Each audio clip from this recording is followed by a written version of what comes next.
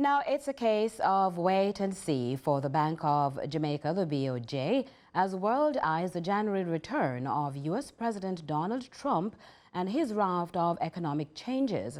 Speaking at a quarterly briefing in Kingston, the central bank's executive notes while much of his policies could impact the local economy, in many instances the fares center around likely worst-case scenarios for which they'll have to plan.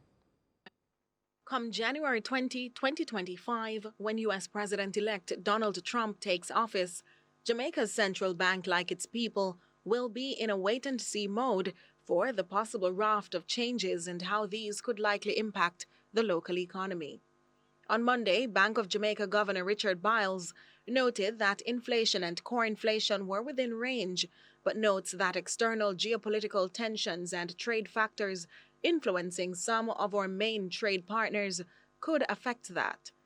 Deputy Governor, leading the Research and Economic Programming Division and Financial Stability, Dr. Robert Stennett, shares some amount of planning is taking place, but clarity is needed. We've started preliminary work, Dashan, but clearly what has been announced to date cannot be seen as declarative policy directions that the government will take. So we are going to wait until we have more clarity about exactly what will be done before we can formalize our thoughts.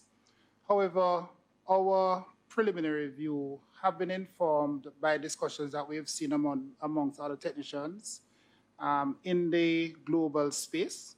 We're aware that there are plans, as you correctly put it, to implement tariffs on goods coming out of China and other countries. And as the clarity comes into focus, he notes concerns around myriad topical issues and how these could impact inflation and remittance inflows. We're aware of a proposal to cut taxes. We're aware of a plan to undertake mass deportation.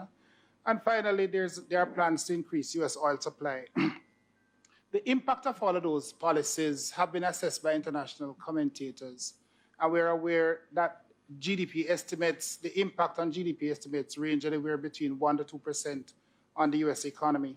When we take those into consideration, we also consider that inflation in the U.S. could rise, and where prices coming out of the U.S. are higher, then those will affect us here in Jamaica. However, despite these fears and the likely effect on expectations, he reminds Jamaicans that these are only worst-case scenarios. But to the extent that Jamaican nationals are involved, the diaspora are affected, to the extent that these things happen, then remittance flows could be affected, and maybe other potential foreign exchange flows could be affected.